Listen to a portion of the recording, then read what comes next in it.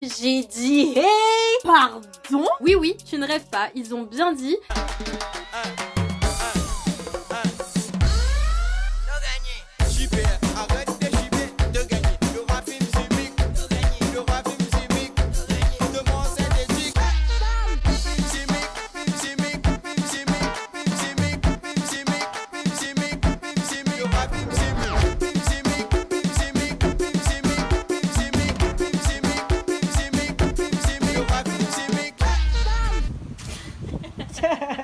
Yo, ici Doom l'exploratrice, ta pote qui va te faire kiffer les voyages solo. Si t'as bien suivi, à la fin de l'épisode 3 de Doom l'exploratrice que je te mets juste ici, je t'ai dit qu'il s'est passé un truc de ouf à la fin de ma première soirée à Milan. Je tiens à t'en parler parce que ça ne concerne pas que ma personne et surtout parce que c'est un sacré sujet de société dans lequel on a tous quelque chose à apprendre. Donc trêve de suspense, je vais tout de suite te raconter l'histoire et puis on va surtout prendre le temps d'analyser ça ensemble et on pourra continuer la discussion dans les commentaires parce que je suis curieuse d'entendre ton avis et d'avoir plus de perspectives sur la situation. Donc c'est parti pour la story time. Alors, reprenons du début. Déjà, qu'est-ce que je foutais en Italie pour avoir des problèmes là-bas? En 2020, la grande aventureuse que je suis est partie en Erasmus pendant 1 an en Italie afin de suivre des cours à l'université de Milan. J'ai donc pris ma caméra avec moi pour te partager cette expérience à travers une série qui s'appelle Doom l'exploratrice. Donc bref, là dans la série, on en est arrivé à l'épisode 3. Ça fait donc 5 jours que je suis en Italie et pour la première fois depuis que je suis à Milan, j'allais enfin pouvoir sortir la nuit avec un pote, faire ma première découverte de la vie nocturne à Milan.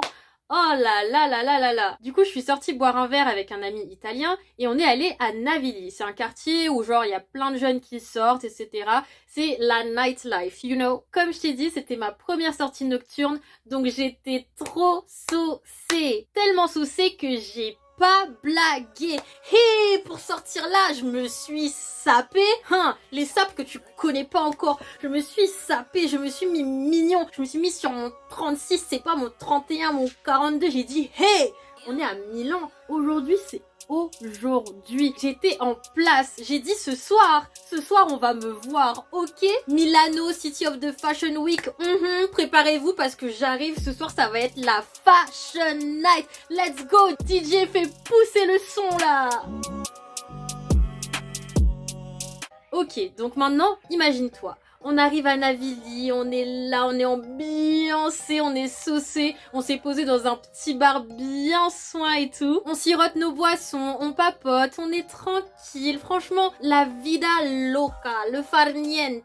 D'ailleurs, en parlant de papoter, je parlais pas un mot d'italien à l'époque, donc on échangeait en anglais à ce moment-là, même si mon ami, il est natif italien, du coup il parle tranquillement italien, tu vois. Je te le dis juste parce que c'est un détail très important pour la suite de l'histoire. Bref, nous on est là, on vibe, tranquille, et au bout d'un moment, il y a un groupe de 5-6 gars qui viennent s'asseoir sur la table juste à côté de nous. On les entend parler de loin, et je suppose que ce sont des Italiens, vu qu'on les entend parler italien de façon très fluide. Donc vas-y, pour moi c'est juste une info dans mon paysage, en vrai je m'en fous, je reste dans mon délire et tout, mais au bout d'un moment, je commence à sentir des regards sur moi.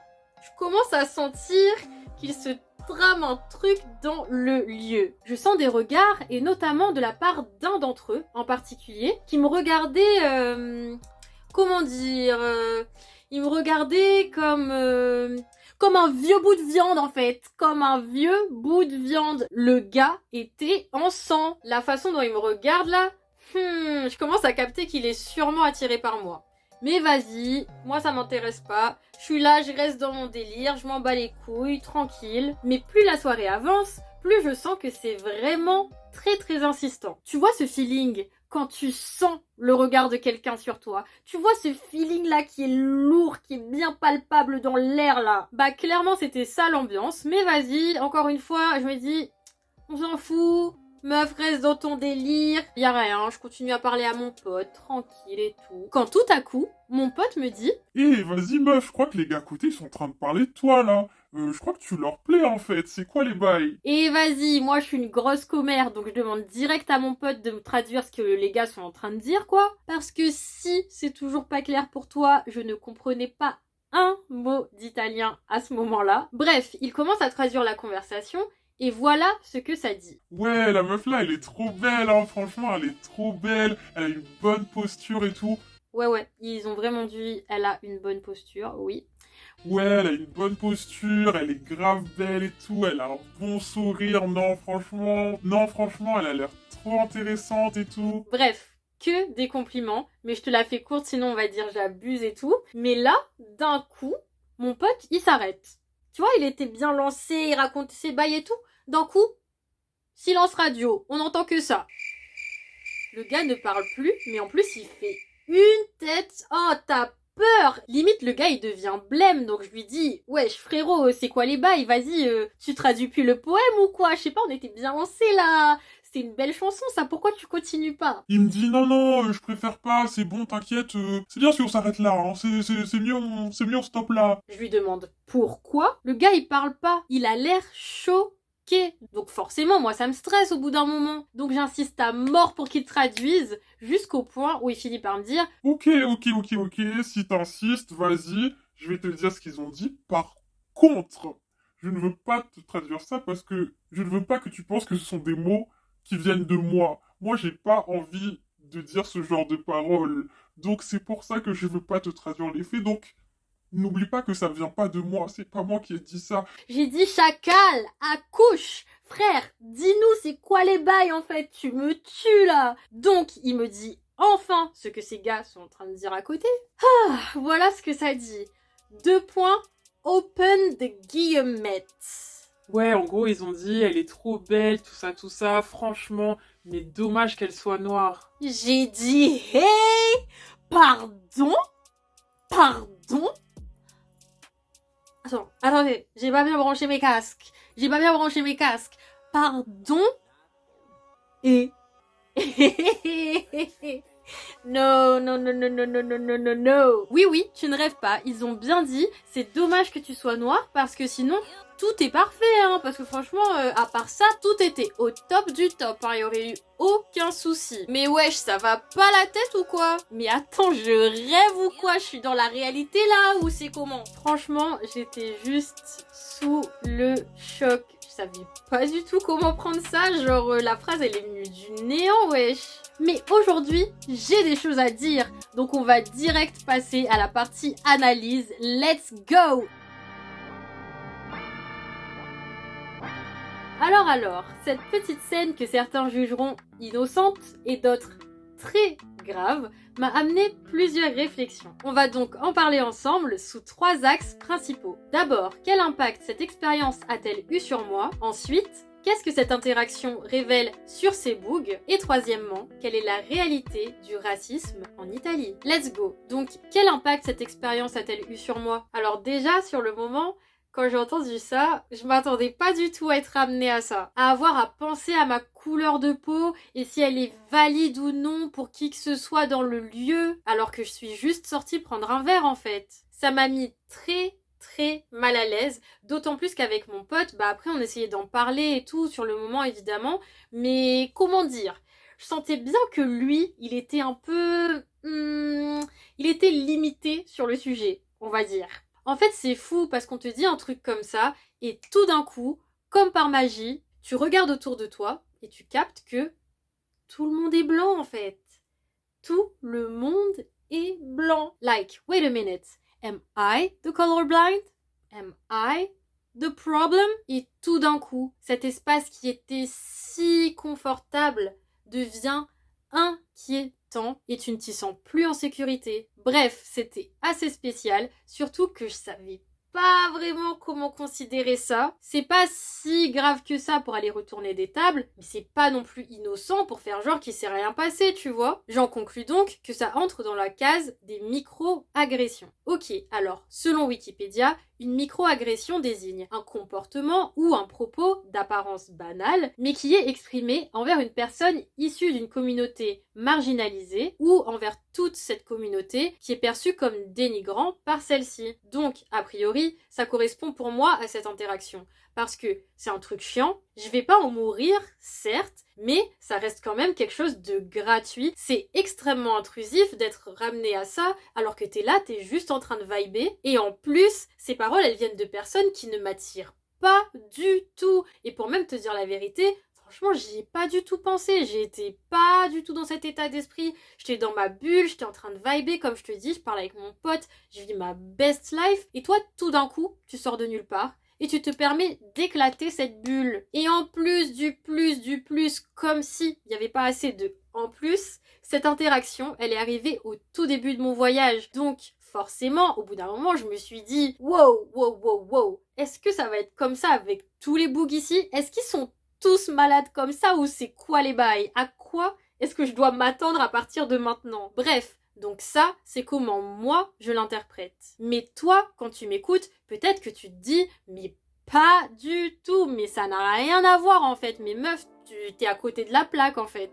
Mais que tu sois d'accord ou non, je peux l'entendre. Donc, si tu as une autre façon de qualifier ça ou une autre perception sur l'histoire, n'hésite pas à me le dire en commentaire. Et oui, même si tu vois pas comment dire ça avec des termes scientifiques et tout, on s'en fout. Dis-le juste comme toi tu le ressens et exprime-le de la façon qui toi te semble le plus fluide. Parce que en vrai, ça peut grave nous aider à mieux comprendre la situation et surtout à avoir différentes perspectives. Anyway, passons maintenant à la partie 2.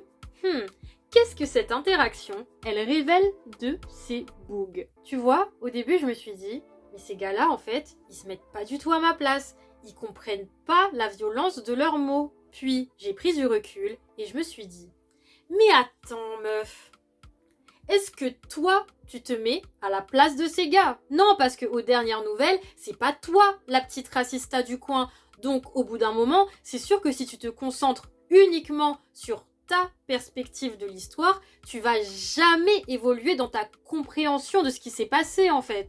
Du coup, ouais, j'ai essayé de faire cet exercice à ne surtout pas reproduire chez soi. J'ai essayé de rentrer dans les bottes de ces gars et de me demander, qu'est-ce qui fait que je puisse être un gros con comme ça et être à l'aise au max du max pour fatiguer les enfants d'autrui comme ça à 2h du mat dans la rue? C'est quoi? Il est situé où mon problème exactement? Il est où le bug dans mon crâne? Donc oui, j'ai pris mes lunettes de scientifique et je suis partie trouver qu'est-ce qui le bloquait dans sa vie. Et je te le donne dans le mille. Son problème, c'est juste une grosse dose de seum bloquée quelque part de bien sensible là en bas de son dos. Tu m'as bien entendu. Et cette grosse dose de seum, mon gars, elle a un nom et elle s'appelle la négrophilie. Parce que oui, on parle souvent des négrophobes. Tu sais, ces gens qui, si t'es noir, ils te toucheraient même pas avec un balai, mon gars. Et bah oui, il y a les négrophobes, mais il y a aussi les négrophiles, et eux aussi, ils méritent qu'on statue sur leur sort. Donc, la négrophilie, c'est quoi? Alors, c'est le fait d'aimer particulièrement les personnes noires. C'est le fait de montrer un intérêt particulier pour la communauté noire, s'apparentant à du fétichisme. Ce fétichisme, il est basé sur des réflexes coloniaux d'exotisation et d'hypersexualisation. En gros, pour te la faire courte, c'est ce qu'on reproche à la famille Kardashian avec leur obsession de date des hommes noirs. Mais bref, laissons Kim là-bas et revenons à notre boug. Qu'est-ce qui fait que je suis si à l'aise de dire que ce gars est fétichiste? Alors, déjà, c'est la façon dont, durant cette interaction, tu vois bien que le gars, il est torturé entre ses envies et ses barrières mentales. Parce que c'est pas comme si après avoir fait sa blague, le gars était passé à autre chose. Non, le gars était encore plus à fond, il était encore plus sur le dos. Et la vérité, c'est qu'au fond, comme il l'a dit lui-même, son problème c'est pas moi, hein. Son problème c'est pas moi du tout. Son problème, c'est ma couleur de peau. Son problème, c'est qu'il m'a kiffé, mais qu'il assume pas. Parce que même s'il kiffe les femmes noires, il les considère comme étant inférieures à lui. C'est comme si elles ne méritaient pas son attention ou même qu'il daigne venir marcher à côté d'elles. Et c'est là que tu vois que c'est pas juste une histoire personnelle, parce qu'au final, que ce soit moi ou que c'est été une autre femme noire à la place, le résultat aurait été le même. En fait, notre gars là dont on parle, il est perturbé mentalement. Il est perturbé parce qu'il est juste pas en phase avec lui-même. Il cherche l'exotisme des femmes noires parce qu'il a pas ça chez lui. Et quand il voit ça, mamma mia, il kiffe de ouf. Il est en sang devant elle, il en peut plus. C'est ça la vérité. Et la vérité, elle le blesse. Elle le tue même. Elle le tue parce que au lieu d'assumer ce qu'il ressent, il y a un vieux gars dans son subconscient qui l'en empêche. Imagine, c'est comme si t'es bloqué par une petite voix dans ta tête qui te dit Non, non, non, non, non, non. Nous, on fait pas ça. C'est pas ok. T'arrêtes ça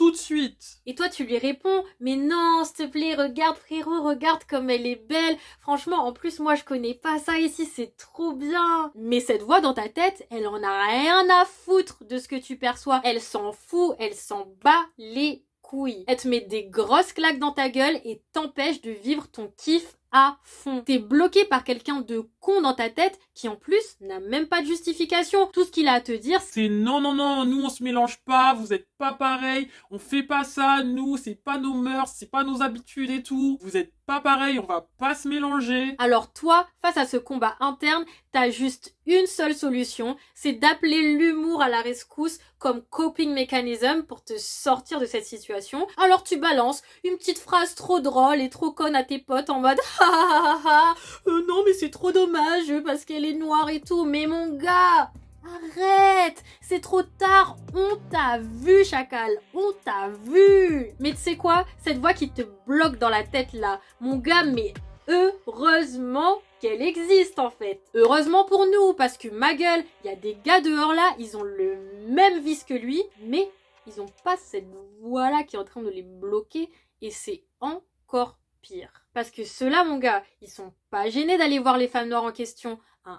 Ils sont pas gênés. Et c'est ultra dangereux parce que ma gueule, tu peux tomber de très très haut. Tu te retrouves face à quelqu'un qui t'objectifie et qui en plus ne te voit que par le prisme des préjugés qu'il aura déjà construits sur les races. C'est-à-dire qu'une femme noire, c'est quelqu'un qui est sauvage, c'est quelqu'un qui ne craint pas la douleur, etc., etc.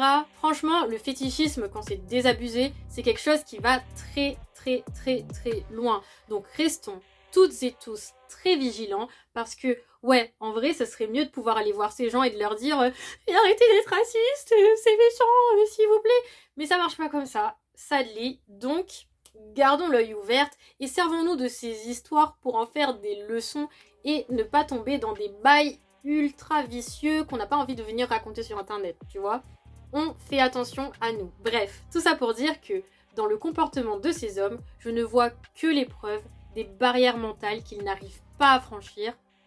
Et heureusement pour nous. Ce sont des barrières qui sont construites depuis tellement d'années par leur famille, par leur entourage, par leur pays, qu'il paraît inconcevable de les dépasser. Et quand je vois ça, franchement, je peux pas m'empêcher de me dire, mais putain, ça a l'air lourd de vivre avec le poids de toutes ces barrières sur le dos. En fait, ta vie, elle pue le seum, mon gars. Elle pue le seum, mon coco. Mais tu sais quoi? Ce sera jamais, au grand jamais, une justification pour venir foutre le seum dans la vie d'autrui.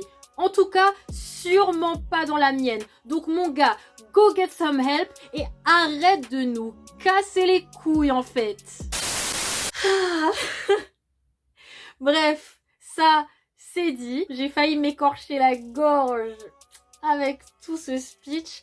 Donc laissez-moi juste quelques minutes pour m'aérer, aller chercher de quoi me déshydrater et puis on revient pour la partie 3, la partie la plus amère de tout ce business là. Non c'est trop, là c'est trop. On est là, hein, on fait le taf. Ok, on passe donc à la troisième partie.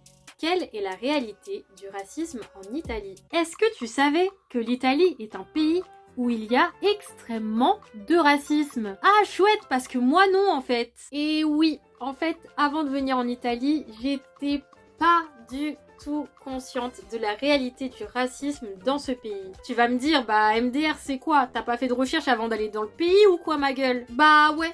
Pas trop. Franchement, je t'avoue, j'avais 20 ans, j'étais en mode YOLO, je m'en fous. Je me casse à l'étranger, ça va être trop chouette. La Fashion Week, je vais mouler et tout. Let's go, let's go. J'étais dans mon délire. J'en avais rien à foutre. D'ailleurs, je me rappelle le jour où j'ai appris que j'allais en Italie. Oh là là là là, c'était la fête. J'étais ultra contente. Franchement, j'étais trop refaite avec mes potes. On a bien fêté ça et tout. Et quand la fête est finie, on m'a ramassé, on m'a attrapé par le callback. On m'a dit, mais mais t'es pas bien ou quoi? Mais Mareuse, t'es noire en fait. Qu'est-ce que tu fous à vouloir aller en Italie? Mais ça va pas la tête ou quoi? C'est une très très très mauvaise idée. On va te secouer là-bas, on va te fatiguer. Ne fais pas ça. Vraiment, je peux pas dire qu'on m'a pas prévenu. Tu vois? Les gens m'ont dit it's a no. Don't do it. Et moi, et moi avec mon gros crâne seulement. Non, fallait me voir. J'étais là en mode, mais le monde est raciste, mon gars. Le monde entier, la société tout entière, elle est raciste. Donc c'est quoi? Je vais m'empêcher de vivre? Est-ce que je vais m'empêcher d'aller aux States parce qu'il y a des Karen qui courent et qui pètent les couilles? Mais pas du tout. Le monde, il appartient à tout le monde. C'est injuste que moi je doive être privée de cette expérience de ouf par rapport à ma couleur de peau. Genre je sais pas, mes potes ils sont là pour choisir leur Erasmus, ils se demandent est-ce que dans ce pays l'argent il est suffisant par rapport à l'euro, est-ce que je vais être gagnant? Ou ils se demandent quelle montagne je vais pouvoir visiter. Et moi je suis censée me demander est-ce qu'on va accepter ma couleur de peau? Mais pas du tout. J'étais vénère, j'étais remontée, j'étais vraiment en mode mais tu sais quoi, en plus bien sûr qu'on va m'attaquer. Mais est-ce que ça va m'empêcher de vivre mon expérience? Est-ce que ça va m'empêcher de vivre ma vie, etc. MDR, ma belle. Soyons honnêtes, j'étais dans le déni. I was in complete denial. Je ne voyais rien du tout. Et en plus d'être dans le déni, franchement, j'étais extrêmement mal informée. Pourtant, avant de voyager, je regardais grave des vidéos sur YouTube en mode c'est quoi d'être noir quand tu voyages au Japon, c'est quoi d'être noir quand tu voyages en Colombie, etc. Tout ce genre de bail et tout. Mais par rapport à l'Italie, je sais pas, on dirait que l'information et moi, on s'est jamais rencontrés, tu vois. Donc, qu'est-ce que j'ai fait? J'ai pris ma frustration, mon manque de connaissances sur le pays et ma caméra et j'ai dit, il n'y a pas de problème. Je vais vous montrer c'est bon, il y a racisme là-bas dans ce pays. Je vais voir par moi-même, je vais filmer, je vais mettre en 4K sur YouTube et on va tous regarder ensemble. L'univers, il m'a dit, is that really what you want? Is that really what you want? Because I'm gonna give it to you. Donc voilà, je me suis dit, premier degré, oui, je vais filmer toute mon expérience en Italie en tant que mais aussi en tant que jeune femme noire qui aime trop les aventures, etc. L'idée, c'est qu'on partage ça tous ensemble pour inspirer plus de personnes à partir en voyage en solo, mais aussi pour créer de la représentation. Donc, tu comprends pourquoi, avec ce background, c'est ultra important pour moi de créer un contenu qui est à la fois authentique et nuancé. Je veux te montrer que l'Italie et Milan, franchement, c'est doux. C'est trop doux. Les smoothies à la banane, les quais, etc. Mais il n'y a pas que ça. Franchement, il y a aussi des gros cons comme le gars que j'ai rencontré là, à tous les coins de rue. Et c'est ça, la réalité qui me tient à cœur de te montrer dans les prochains vlogs, mais aussi peut-être dans les prochains pays où je ferai des voyages. Sache que Doom l'exploratrice, c'est pas juste des beaux paysages, etc. Mais c'est la réalité qui t'est envoyée en 4K comme ça sur ton petit écran. Et c'est cadeau. Bref, plus concrètement, c'est comment la réalité du racisme en Italie. Et la réalité, c'est que j'ai jamais vécu et été témoin d'autant de racisme de toute ma vie. C'est quelque chose que j'ai clairement sous-estimé et que j'ai cru que je pourrais overcome, alors qu'en fait, pas du tout. Le niveau de violence était juste trop puissant. Franchement, cette première histoire que je t'ai racontée, c'est du pipi de chatte à côté de tout ce qui s'est passé pendant 1 an. Disons que ça, en fait, c'est genre le niveau 1, tu vois, et que c'est rien comparé au reste. Parce qu'en fait, en Italie, le racisme, il est extrêmement frontal. Ce que je veux dire, c'est que contrairement à d'autres pays où on n'en pense pas moins, on pense vraiment que t'es une sale merde, franchement, on va pas forcément te le dire, alors que en Italie, en Italie, personne va se gêner. Personne va se gêner pour traverser la route et venir te regarder dans les yeux et te dire « Sale négro, tu es une sale merde, tu pues le con de ta race, rentre chez ta grosse daronne. » Tu vois, c'est très décomplexé en fait. C'est à l'aise, blaise, tranquille. On est raciste comme ça de la même façon qu'il pleut et que des fois il y a du soleil. C'est la base en fait. D'ailleurs, j'ai visité pas mal d'autres villes en Italie, mais c'est à Milan en particulier que je trouve que c'est le plus palpable en fait. Franchement, à Milan, j'ai été témoin de scènes très violentes et très injustes à l'égard de personnes noires, et je dois le préciser, surtout à l'égard des hommes noirs. Et franchement, pour les hommes noirs à Milan, clairement de ce que j'ai vu, la violence à leur encontre, elle est juste illimitée. Bien sûr, je te parlerai de tout ça petit à petit dans les épisodes qui vont suivre parce que c'est très important et que, encore une fois, je tiens à ce que mon contenu soit nuancé. Donc, abonne-toi pour en savoir plus. Ok, maintenant, avec du recul et l'expérience, est-ce que je recommanderais à d'autres personnes noires de faire comme moi et de partir complètement à l'aveugle dans des pays connus pour leur racisme? No! Absolutely not! Absolutely freaking not! Ne fais pas ça, surtout pas. Franchement, c'est des bêtises. Il y a des gens qui perdent leur vie pour des conneries comme ça, donc vraiment ne faites pas ça. En plus, on est en 2023, il y a des sites qui existent avec des recensements des différentes destinations de voyage pour savoir si elles sont plus ou moins black friendly et tout. Donc franchement, utilise ça, prends ton temps, fais tes recherches et tout, va en vacances et reviens-moi bronzé, mais surtout pas traumatisé. On veut pas de ça ici. No!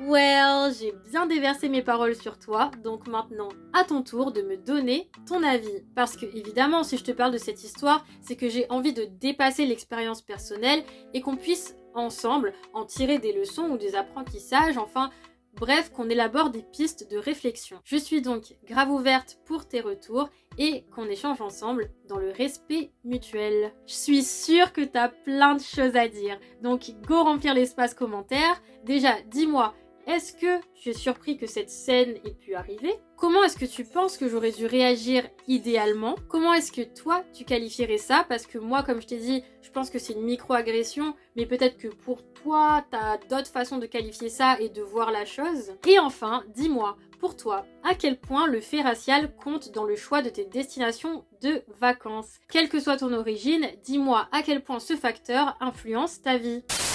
Bref, merci d'avoir regardé, n'oublie pas de t'abonner pour ne rien rater de la suite, n'hésite pas à mettre un j'aime si cette vidéo t'a plu, et surtout, fais vite, on se retrouve direct dans l'espace commentaire pour pouvoir échanger sur tout ça. À très vite sur Cagnard Queer pour une nouvelle vidéo. Big up!